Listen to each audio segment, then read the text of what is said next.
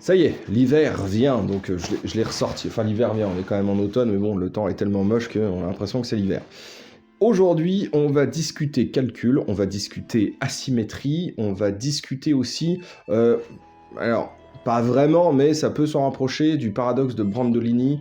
Il faut 5 minutes pour dire une grosse connerie, et il va falloir plusieurs minutes, plusieurs heures pour justement démontrer que c'était une connerie. Et justement, ça, c'est ce côté asymétrique entre le temps pour dire quelque chose et le temps pour le réfuter. Ici, j'ai voulu appliquer ça à notre upgrade d'aujourd'hui, une upgrade que je n'ai pas fait, et je vais vous expliquer pourquoi je ne l'ai pas fait. Et je pense que ça m'aurait pris 15 secondes de vous expliquer une upgrade, et là, je pense qu'on est parti pour un petit peu de temps.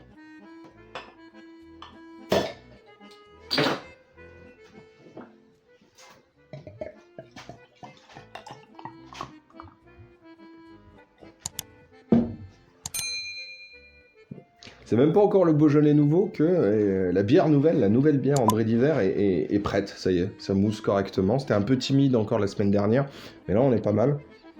Toujours le miel du rucher de la demoiselle.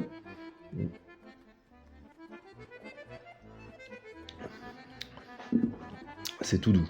C'est vraiment tout doux, c'est pile ce que je voulais. Noël, les fêtes païennes, on peut en parler pendant des heures.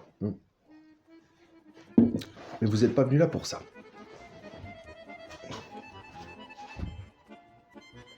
La VZ51, mes modèles courts. Alors, je vous renvoie tout de suite sur les vidéos de Gorky de la Team Bradva. Je crois que l'entre du dingo en a fait aussi. Et Gorky a fait sur les deux modèles avec beaucoup de bois. Alors si j'avais dû en choisir une, ici c'est le modèle court de chez Ares. Moi j'aurais pris le modèle de chez... Je sais même plus, mais vous trouverez. De toute façon, Gorky a fait une bonne vidéo dessus. Le bois est juste magnifique. Et bon, là, on est sur un modèle très très court. Alors, niveau externe, on est sur du full metal avec un peu de polymère ici et ici. On est sur des mags qui sont propriétaires, qui s'enclenchent très bien, ça tient bien. Il n'y a pas de jeu. Le seul jeu qu'on peut avoir, c'est ici. Parce que c'est maintenu par une goupille. Et je remarque aussi qu'il a mis un tampon feutre là. Quand il déplie sa crosse, tac, voilà, donc il n'y a plus du tout de jeu. C'est bien sympa, c'est bien marrant. Alors bon, voilà, première chose que je fais moi quand je reçois une réplique ou qu'on m'en apporte une, j'enlève les accessoires. Et des fois, ça me prend plus de temps d'enlever les accessoires que de bosser véritablement dessus. Ici, petite mire ouverte. Ça tombe sous les yeux. Alors quand on a justement ce type d'accessoire, on a quelque chose où on vise tête haute. C'est pas trop mon truc. C'est pas vers cette direction que je serais allé pour le choix de mon optique. J'ai remarqué aussi ici qu'il y a deux emplacements. Alors je suppose que c'est pour fixer un rail. Un rail qui doit être bien particulier parce que du coup ici ça risque de taper. Donc je sais pas du tout à quoi ça sert. Mais il y a effectivement deux pas de vis. Donc dites-moi dans les commentaires. Les mags, on ne peut pas les éjecter, hein, comme ça, hein, quand on prend... je vais prendre celui-là.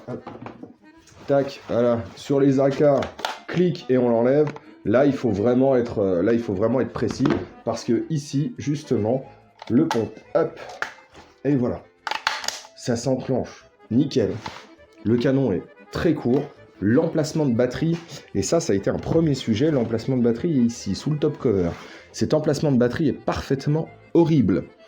Il n'y a qu'une lipostick 7.4 type AK qui passe à l'intérieur. Et là, hop, on voit qu'on est vraiment... il n'y a rien qui dépasse. Ici, on voit le bloc hop-up. Voilà, le bloc hop-up micro. Donc, du coup, c'est des petits crans. Il ne se dérègle pas dans le temps. Il est vraiment génial, ce bloc hop-up. Donc, qu'est-ce qui s'est passé avec cette petite réplique? Alors, vous voyez que la batterie est déjà branché, tac, voilà. Qu'est-ce qui s'est passé avec cette petite réplique? Alors, dernière chose, là, je suis en sécu, là, je serai en full, et là, je serai en coup par coup. Donc, c'est pas ambidextre, c'est bien, c'est marrant, c'est plutôt léger. Donc, il m'a dit, d'ailleurs, je vais répéter sa phrase, vu son gabarit, il pouvait pas prendre les grands modèles. Bon, après, il a pris une LMG britannique, la L95 A1, je crois, quelque chose comme ça. Enfin bref, la longue, donc voilà, question gabarit, t'aurais pu quand même prendre un peu plus gros. C'est un peu court, jeune homme. La prise en main est vraiment top. Ça tombe vraiment sous les yeux. Bref, moi l'externe, vous savez que c'est pas mon truc, là j'en ai déjà parlé longuement. Je vais enlever le mag, je vais la déposer ici. Et je vais vous expliquer, moi, ce que je fais quand je reçois une réplique. Alors, il y a plusieurs solutions. Soit ce sont des marques que je connais bien, LCT, Sima, ENL, Snowwolf aussi, où là, bah, la personne qui me l'envoie, je peux déjà conseiller sur les pièces qui sont, pas dire défectueuses, mais qui sont perfectibles, hein, à l'intérieur, que ce soit dans la gearbox, block hop-up, canon et ainsi de suite. Mais ici, Ares, c'est la première que j'avais entre les mains. Donc je lui ai dit, écoute, on va prendre notre temps, j'ai plusieurs critères justement qui me permettent de passer au crible les bonnes et les mauvaises répliques, hein, un petit peu comme les chasseurs et les tylotests.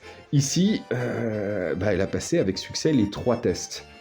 Donc là, tout ce qui va suivre, ce sera qu'une explication sur ce que je n'ai pas fait et pourquoi je ne l'ai pas fait. Alors, quel upgrade je l'ai fait dessus? Ça va prendre 15 secondes. S-Up, polymiroir sur un canon court. Ouais, et 15 secondes, je suis généreux. C'est moins que 15 secondes. Le block up, il est juste au top. Clic, clic, clic. Il appuie correctement. C'est véritablement génial. Quels sont les critères, moi, que je regarde quand je dois bricoler une réplique qu'on a pu m'envoyer? Le premier, c'est pas moi qui le décide. Et toutes les mesures qu'on va faire là seront faites avec le chrony. C'est le chrony qui est le juge de paix, qui vous permet de rentrer sur un terrain ou pas, mais c'est aussi celui qui va me pousser à ouvrir ou non une gearbox. Alors, on va pas sortir de tournevis, et depuis l'extérieur, on va se faire un avis très précis de comment ça se passe. Alors, le premier critère, je vous l'ai dit, c'est pas moi qui le décide. Le premier critère, c'est le joueur qui va me dire « Je veux une réplique à 1 joule, je veux une réplique à 1 joule 5, à 2 joules, à 0,8 joules. » Donc la première chose à faire, c'est simplement, tac, on allume ça. Moi, il me faut mes lunettes. Oh là là, faut que je range. Je vais essayer de trouver une paire de lunettes. Alors, parce que comme on va faire quelques tirs. Donc du coup, voilà, 90% du temps, j'oublie de mettre mes lunettes. Je vois que vous m'en tenez pas rigueur du tout dans les commentaires, donc je suis vraiment très content de ça. Ça se joue hop-up réglé, grammage de jeu.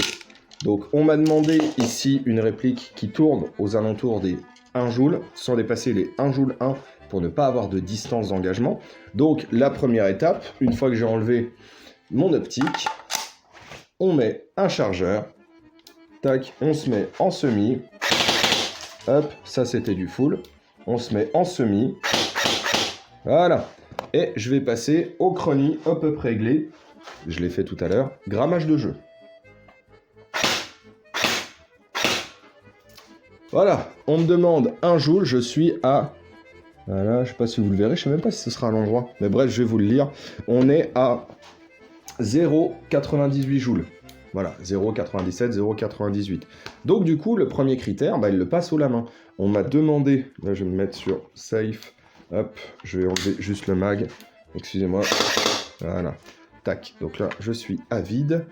Donc, on m'a demandé, hop, 1 joule, je suis dans les clous.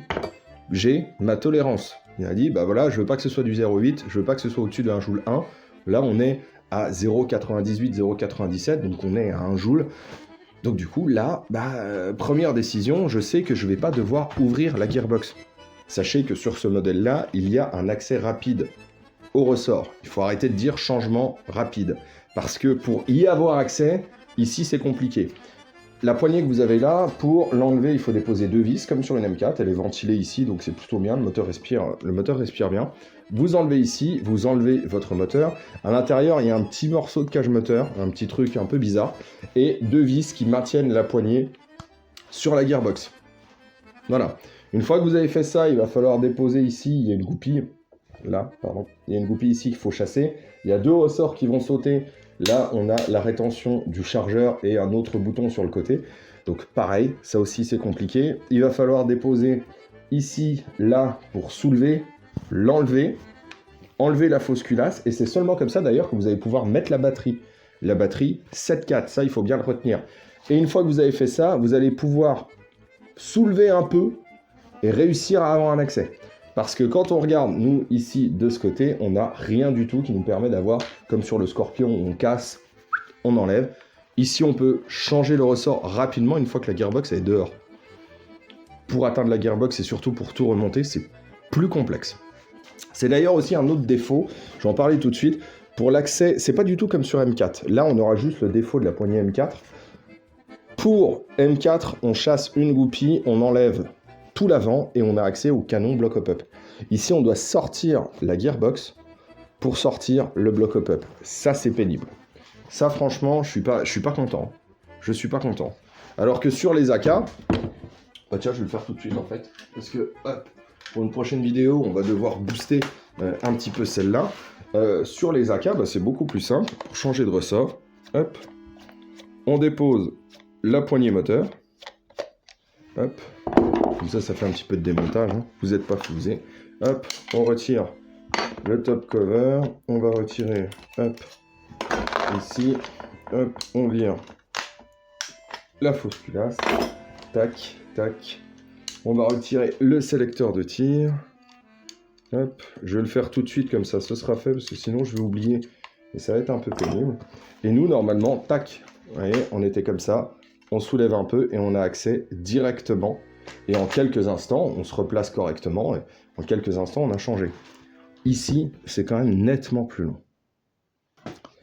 La deuxième chose que je vais regarder après la puissance qu'elle a passée haut la main, je vais regarder sa régularité. La régularité, comment ça se mesure? Ça se mesure avec toujours un chrony, un tout petit peu de calcul derrière. Je vous épargne les formules mathématiques, je vous mets en lien de description un site internet où vous pouvez rentrer vos valeurs, ça calcule tout.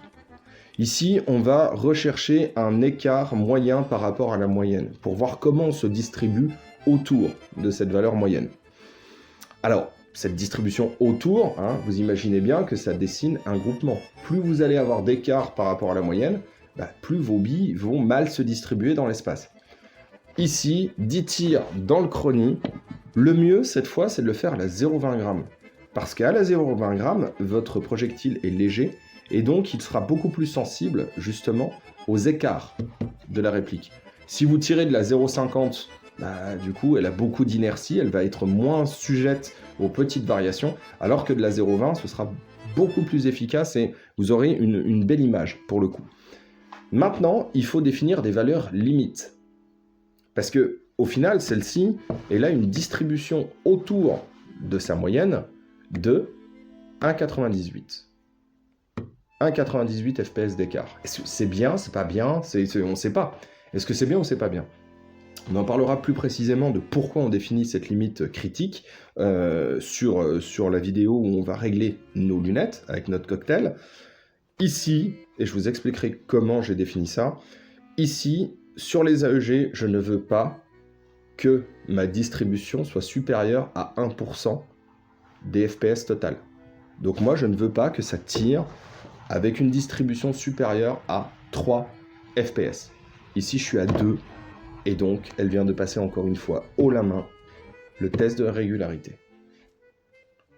Par contre, n'oubliez pas, une réplique peut être régulière, mais pas étanche. Et maintenant, il faut un troisième test, un troisième paramètre, que cette fois-ci on va observer qui sera beaucoup plus long. Et c'est grâce à ce troisième test que je décide d'ouvrir ou pas. Si les 3 tests sont positifs, je n'ouvre pas. S'il y en a un qui ne fonctionne pas, qui ne passe pas justement haut la main ce test, je serai donc obligé d'ouvrir. Le premier c'est la puissance, le deuxième c'est la régularité, le troisième c'est la réactivité générale. Le dernier paramètre qui m'intéresse et qu'on peut mesurer avec notre chrony, ça va être la réactivité générale. Donc la réactivité générale, elle découle de la cadence, d'accord? Il y a 2-3 petits calculs à faire pour arriver justement à cette réactivité générale, même si on peut garder le côté cadence pure, hein, mais je vais vous faire tout le cheminement. Hein. On avait parlé de la réactivité restreinte une fois, mais on fera une autre vidéo sur la réactivité générale. Pour la mesurer, cette réactivité générale, vous prenez votre réplique, vous prenez votre chrony, on se met en full, et on obtient une valeur. Ici, je vais vous la donner, je l'ai mesuré tout à l'heure, c'est 714 coups par minute. Voilà, ça c'est une cadence, 714 coups minute. Alors, là ici, ce qui est intéressant, c'est qu'avec un tout petit calcul, on part de la théorie 714, pour revenir à la réalité. On comprend vite que si moi je prends mon chargeur, que je le mets et que j'appuie sur la queue de détente pendant 1 minute, il n'y a pas 750 billes qui vont sortir par ici. Ce n'est pas possible. C'est des chargeurs de 80 coups de mémoire. Alors du coup, ce qu'on va faire, c'est qu'on va diviser. On va diviser nos 714 par minute pour les rapporter sur des secondes. Je vous épargne le calcul, c'est quasiment 12. Ça fait à peu près 12. Ça fait 12 coups par seconde. 12 coups par seconde, on est dans la réalité. Si je presse ma queue de détente pendant 1 seconde, je sais, et cette fois-ci c'est réel, 12 billes vont sortir. Là, vous êtes déjà en train de vous dire, mais pourquoi il nous parle de tout ça alors qu'au départ, il voulait savoir si la gearbox était étanche. Bon, on y arrive. 12 coups secondes. 12 coups secondes, à quoi ça ressemble? 12 coups secondes, c'est un événement qui va se répéter 12 fois pendant 1 seconde. Ça porte un nom, c'est ce qu'on appelle une fréquence. Cette réplique-là, elle a une fréquence de 12. Ça veut dire qu'il y a quelque chose qui se passe 12 fois par seconde. Il y a une unité, c'est les hertz, et les hertz, c'est pas un délai. Moi, la réactivité, c'est un délai. Un délai, ça se mesure en secondes, en tout cas dans ce système-là, un dérivé des secondes. Alors ce qu'on va faire, c'est qu'on va prendre l'inverse de la fréquence pour obtenir une période. Pour ceux qui ont fait un petit peu d'électricité, ils voient déjà un petit peu de quoi je parle. Et ici, donc, on est sur une période de 80 millisecondes. Vous faites 1 divisé par 12, ça vous donne 8, à peu près, là on arrondit. Hein. Donc 80 millisecondes. Ça veut dire que le délai qui sépare 2 événements consécutifs, donc 2 billes qui passent à travers mon chrono, ce délai-là, il est de 80 millisecondes. Est-ce que c'est bien ou est-ce que c'est pas bien? Et là, encore une fois, on va se poser la question de la limite. Quelles sont les limites acceptables? Alors, si on me dit j'ai une réactivité générale de 80 millisecondes, la première question que je vais poser, c'est à quelle puissance? Donc, 80 millisecondes à 1 joule. Ok. Avec quelle batterie? 80 millisecondes à 1 joule en 7/4. Avec quel moteur? Ça, c'est la fiche technique. C'est un moteur classique, standard. 80 millisecondes, 1 joule, 7/4, moteur standard. Là, on peut se poser la question, avec quel engrenage? Fiche technique, engrenage 18.1, 80 millisecondes, 7/4, moteur standard, 18 pour 1. Et maintenant, j'ai tous mes éléments pour juger de la qualité de ce qu'il y a à l'intérieur. Pourquoi? Parce qu'une cadence, elle est influencée par l'étanchéité. Plus vous êtes étanche, plus vous allez pouvoir utiliser un ressort mou pour obtenir une puissance désirée. Si par exemple ici j'avais donc 80 millisecondes, on va dire que j'avais, pour que vous compreniez bien, 80 millisecondes à 1 joule, c'est pas la même chose que 80 millisecondes à 0,5 joule, c'est pas la même chose que 80 millisecondes à 2 joules. 80 millisecondes à 2 joules, on a bien bossé. Pourquoi? On est très étanche, on a mis un ressort qui est le même que celui qui est à l'intérieur, sauf qu'on a 2 joules. Voilà. Là, le fait de mesurer la cadence, la fréquence, alors vous n'êtes pas obligé de descendre comme ça, hein, mais moi j'aime bien la concordance des unités, la cadence, la fréquence, la période, et comme moi j'ai pas mal bricolé dans pas mal de répliques, ma satisfaction et mon degré de satisfaction, ici en 7/4, moteur standard, 18 pour 1 joule, 80 millisecondes, c'est largement acceptable. Je regarde pour l'e-book et justement des petits tableaux comme ça pour agrémenter et tout, je me demande même si c'est vraiment pertinent de mettre les valeurs que j'obtiens. Ici, je vous ai dit, on est à 714 de cadence, on est à 12 de fréquence, on est à 80 de période, de réactivité générale si vous préférez. Moi, je trouve ça acceptable. Par contre, d'autres personnes, non. Ce qu'on peut faire ici, ce que j'ai posé la question, mais je n'ai pas voulu le faire, si je mets un moteur SHS iTorque, c'est mon moteur standard, sur lequel j'utilise dans mon tableau, j'ai mon moteur standard, j'ai mon moteur iTorque, j'ai mon moteur iSpeed, j'ai mes différentes batteries, mes différentes puissances, et là comme ça j'ai un tableau qui harmonise, et quand je trouve un résultat sur une réactivité générale, je rentre les paramètres que je connais, et je sais si c'est bon ou pas bon. Voilà. Je me demande même si c'est pertinent de le mettre dans l'e-book, en tout cas avec les valeurs, parce que ici, tiré à 714 coups minutes, il y a des gens qui vont trouver ça parfaitement ridicule. Moi, je trouve que c'est très bien. J'ai quand même changé le moteur. Parce que oui, au bout d'un moment, voilà, j'ai été gratouillé un peu, j'ai pris un tournevis. J'ai mis mon moteur que j'appelle standard, c'est mon moteur high torque SHS. Oui, effectivement, on augmente la cadence. Mais on l'augmente de peu. On passe de 714 à 750. Est-ce que ça vaut 40 €? Visiblement non, parce qu'on a gardé le moteur standard. Tout ça pour vous dire que ce paradoxe-là, c'est quelque chose qui est pour moi très intéressant. Pourquoi on décide de ne rien faire? Pourquoi on décide de ne rien faire? Cahier des charges. Est-ce que j'ai la bonne puissance? Là, je suis à 1 joule. C'est exactement ce qu'on voulait. Est-ce que je suis régulier? Oui, je suis en dessous du 1% en valeur absolue de la vitesse. Lien dans la description. Parfait. Quelle est ma réactivité générale? Ma réactivité générale, c'est 80 millisecondes. C'est acceptable. Je dis pas que c'est parfait. Je dis que c'est acceptable.